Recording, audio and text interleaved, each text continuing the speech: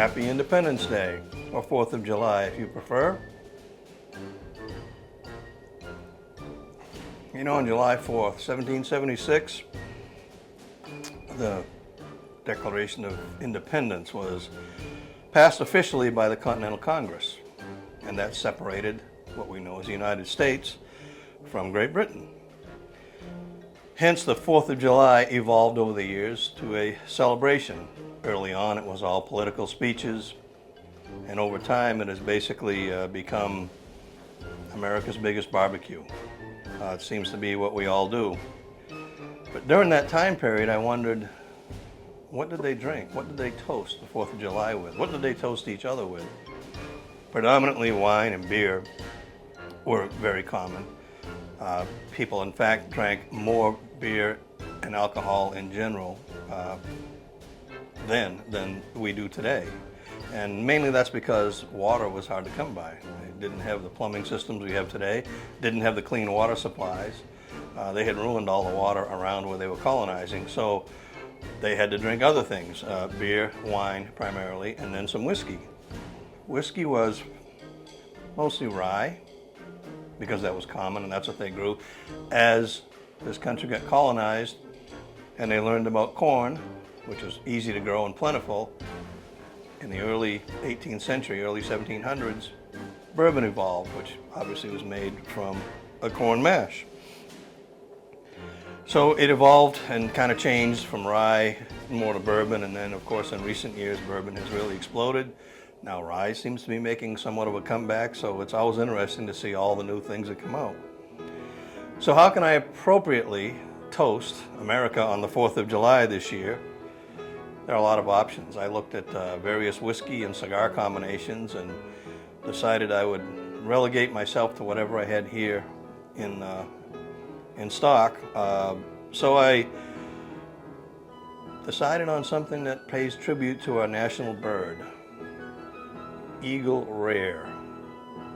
This is a 10-year-old bourbon, and it actually, history says, and it's a recent history, I believe this has only been around since 1978, is that Wild Turkey was kind of the predominant, most popular bourbon at the time. And the Seagram's company, who owned this brand at the time, decided to introduce something, I guess, with a bird to compete with it, so they chose the bald eagle, our American official bird of the United States of America. This bourbon has a lot going for it. It's, in my opinion, very smooth, very tasty. On the nose, right away I get a little bit of orange peel, maybe. Not necessarily orange, but orange peel.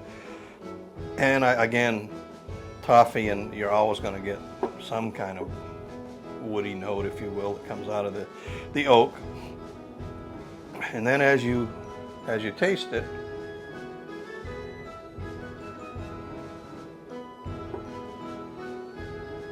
I get more oak. I get really comes through, but this is not a real strong tasting whiskey. This is not going to make you pucker up. And then at the end, I think it's sort of a leathery cocoa. Yeah, that's what it is.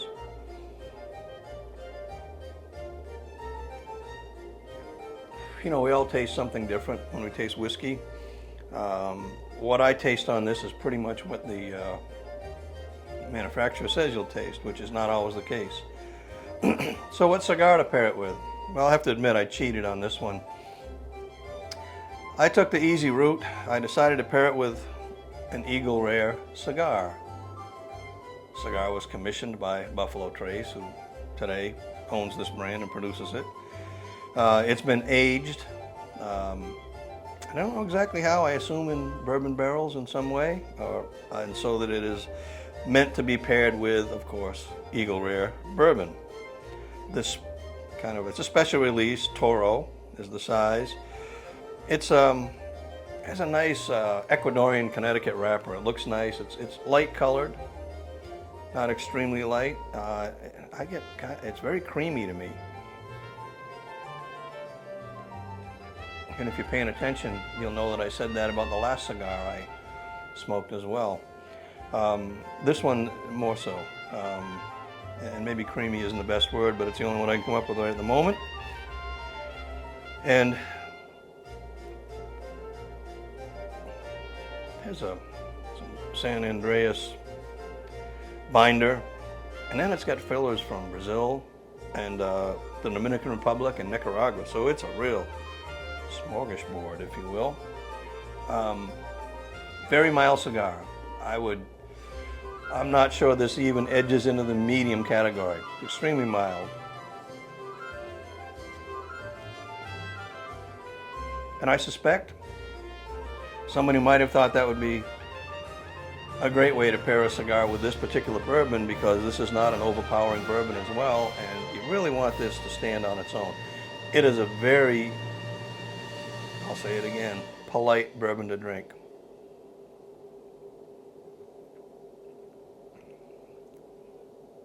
And it's very consistent. So I hit the cigar, went back to the whiskey, and it did not change.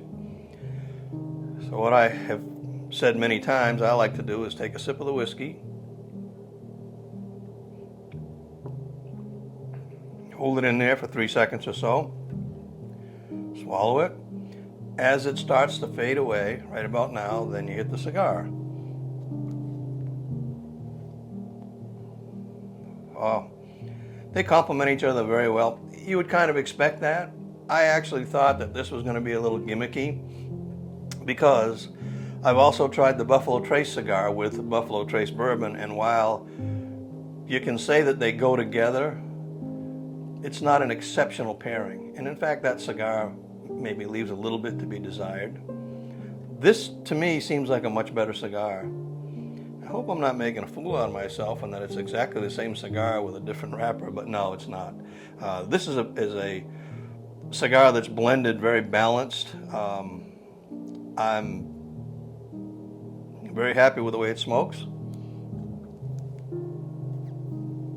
And I'm more than impressed with the way that it goes with this bourbon. Right-handed or left-handed, it doesn't matter. If you drink the bourbon first, then hit the cigar, for me, that's the best experience. But it also works the other way around. Again, probably because this cigar is not overpowering, which is the right way to go with this particular whiskey. I have had this Eagle Rare, I guess a fair amount over the last few years. I like it. It's very popular for good reason. I would also say if you're new to drinking bourbon or whiskey in general, this isn't a bad place to start because, as I said, it's polite, it's user-friendly, and experienced bourbonists, ooh, that's a great word, people who have had a fair amount of bourbon can appreciate this as well. I see it on many people's shelves who are experienced bourbon drinkers, which tells you that it has some character, and it certainly does. A little bit of nuttiness keeps coming out to me, and I'm finding I'm getting that with a lot of whiskeys lately. Maybe it's just in my head, but I do feel like there's a little hint of nuttiness in there. But without drilling into it too deep, let's suffice it to say that this bourbon and cigar combination is excellent.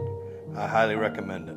So if you get a chance to try some Eagle Rare, and you don't know what to pair with it for a cigar, obviously something like the Perdomo 10th Anniversary Champagne is going to go well. Again, it's a mild Connecticut wrapper cigar.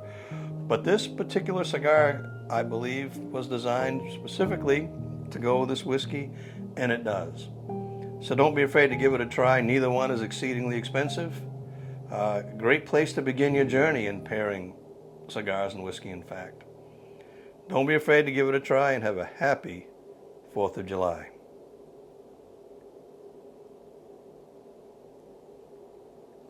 Mm-hmm.